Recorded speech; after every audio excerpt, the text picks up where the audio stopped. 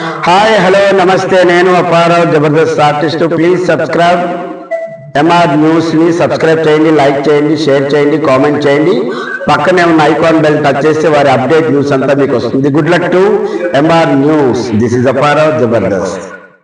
రామిరెడ్డి ప్రతాపుడికి నేను రాజకీయ గురువు నాయన, ఇది తెలుసుకోండి. వాస్తవాలు పెద్ద బాల శిక్ష ఎలా నేర్పిస్తాడో అలా ప్రతి అంశాన్ని క్షుణ్ణంగా నేర్పించినటువంటి వ్యక్తిని నేను. మంచి చెప్పాను, ఎక్కలేదు నన్ను, అందుకే దూరం చేసి కుయుక్తులు బన్ని సమాజంలో నన్ను దోషం చేయాలని చూశాడు. ఒక మనిషిని మనిషి చేయాలంటే ఏమీ చేయలేడు. పైన భగవంతుడు ఎప్పుడు చూస్తూ ఉంటాడు. నాకు తెలిసినటువంటి నమ్మకం భగవంతుడే, సాక్షిగా చెప్తున్నా. ఆ భగవంతుడే నీకు ఈరోజు శిక్ష వేశాడు. నువ్వు ఇలాంటి మోసపు పనులు అరాచకాలు చేసేవు కాబట్టే నిన్ను కావలి ప్రజలు 30,000తో ఓడిస్తే ప్రెస్ మీట్లో ఆన్లైన్లో 30,000 ఉఫ్ అంట. ఆడబోద్దు ఉఫ్ అనే. రేపు 50,000తో పోతావు, 1,00,000తో పోతావు నెక్స్ట్ టైం. ఎందుకంటే నీ వెనక ఎవరు ఉండరు. నీ నైజం శిలాపలకాన్ని ఎలా కూల్చావో అనే దానికి చెప్పుకుంటా వస్తున్నాం ఒక్కొక్కటి. తప్పు చేసావు, ఈరోజు పనిష్మెంట్ ఖచ్చితంగా అనిపించి తీరాల్సిందే. మేము కూడా అందులో ఆ తప్పు వద్దని చెప్పిన తర్వాత కూడా కేతిరెడ్డి శివకుమారుడు వచ్చి నన్ను బతిలాడి తీసుకొని పోయాడా లేదా అనేది శివకుమారుని తన బిడ్డల సాక్షిగా వచ్చి కలగలమ్మకి ప్రమాణం చేయమని చెప్పు, నేను ప్రమాణం చేస్తా.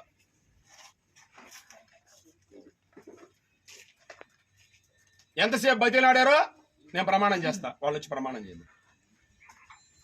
సంబంధం లేకుండా ఈ రోజు నీ జీవానికి పైలాన్ వచ్చావు, మిషన్ పంపించుకున్నావు, మున్సిపాలిటీ నుంచి వెహికల్స్ పిలిపించుకున్నావు, కొట్టించు. నేను వచ్చా, వాస్తవం చూసా, ఇది పద్ధతి కాదని చెప్పా. నువ్వు వెళ్ళా, నాయకుడివి, నీతో మేము ఫాలో అయ్యాం. నువ్వు చేసిన తప్పుకి ఈరోజు అందరం బలిపశువులం అయ్యాం. ఈ కరం పట్టింది, ప్రభుత్వం వచ్చింది. ఈరోజు పైలాన్ కూల్చిన విషయం మీద ఎంక్వైరీ వేసింది. ఆనాడు ప్రభుత్వం నువ్వు నిజాయితీగా కొట్టకపోతే నీకు ఆనాడు ఉన్న డిఎస్పీ ప్రసాదరావు గారు కేసును క్లోజ్ చేసి మెమో వేసి ఉండాలి కోర్టులో. అందుకే ఎప్పుడు డిపార్ట్మెంట్ తన ఉద్యోగాన్ని పోగొట్టుకోదు. వాళ్ళ జాగ్రత్తలో వాళ్ళు ఉంటారు. ఏ రాజకీయ నాయకుడికైనా ఉద్యోగాలు మాడుకుని పోలీసు వాళ్ళు ఎప్పుడు చేయరు డ్యూటీలు. వాళ్ళు పర్ఫెక్ట్గానే చేసి కేసును క్లోజ్ చేయకుండా పక్కన పెట్టారు. అదే కేసును రీఓపెన్ చేసి ఈరోజు ఎంక్వైరీ చేశారు. వాస్తవం అయిపోయింది. కావలి ప్రజలకు క్షమాపణ చెప్పు. అయా తప్పు అయింది, నేను తప్పు చేశాను, ఒప్పుకో.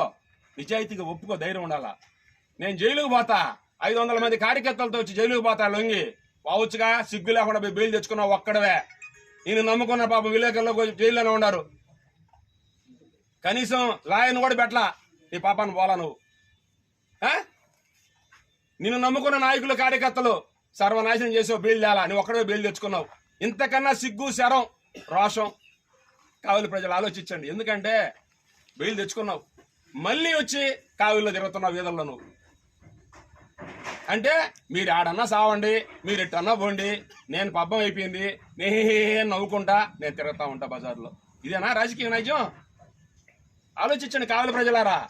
దీని వెనక కమ్మ సామాజిక వర్గం మీద ఎంత ద్వేషం పెంచుకొని ఆనాడు పైలాను గోలగొట్టించావో మేమందరం కూడా ఆ తప్పుని ఖండించి చెప్పినా ఇళ్ళకుండా చేసిన దాంట్లో పాపాల్లో మేము ఉన్నాం.